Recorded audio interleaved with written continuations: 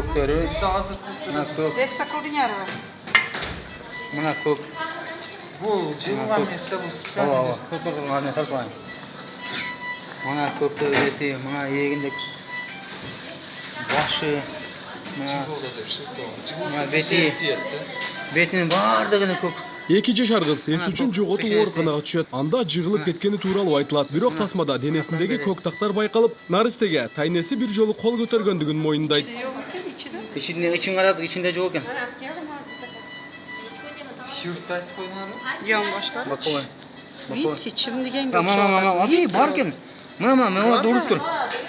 Чемчилер болған. Чимчилар Ал ортодо дарыгерлер кичинекей кыздын абалы оорлош бараткандыгын билдирүүдө. Өз алдынча дем ала албай жаткандыктан аппараттын жардамын пайдаланышууда.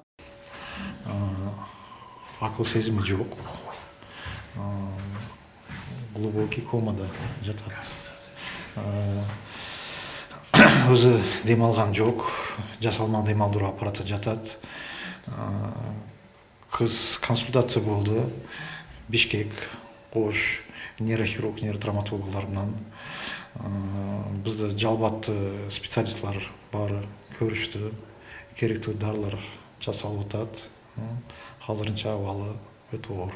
Ооруканага таянесинин айтуусу боюнча жыгылып түшкөн деп катталды. Бирок шек жараткан жагдайлардан улам милицияга өз учурунда кабар берилген. Кызды денесиде көкөргөн белгилер бар. Гүман болуп аткан үчүн милицияга кабар берилген да. 2 жаштагы кыз Сузак районуна караган жалгыз жаңа айылында өгөй таянесинин колунда турган. Апасы Орусияга мигрант катары кеткендиги аныкталган. Учурда соттук медициналык экспертиза дайындалып, териштирүү иштери башталгандыгын Жалал Абад облустук милициясы кабарлоодо. Жакынкы арада окуянын тек жайы толук ачыкка чыгат. Бул биринчиден ошо жыгылып кеткен фактысы боюнча күбөлөр да бар, кошуналар да көргөн. Себеби кыз жыгылган учурда бул андан сырткары өзүнүн 8 айлык баласын сыртта карап отурган болгон да. Андан сырткары ошол 2 жашар кыздын бир тууган андан чоңураак эжеси ушинтип жыгылып калды, Айша жыгылып калды деп айткандан анан барса жыгылып калган болот да.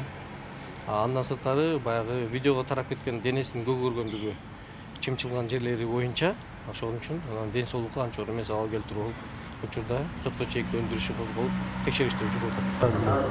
Мен сага 5 миң бердим. Анта айткан жакмын. 5 миң бір күн атаган.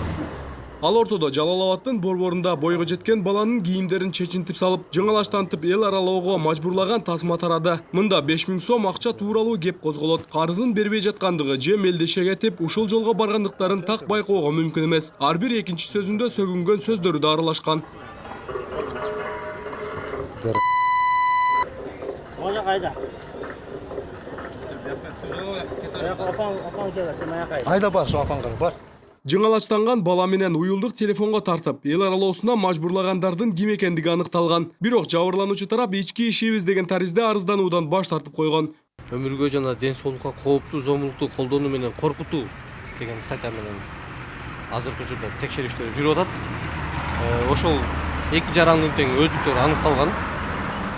Булар Жалал Абад областынын жарандары. Экөө тең 18 жаштан жогору.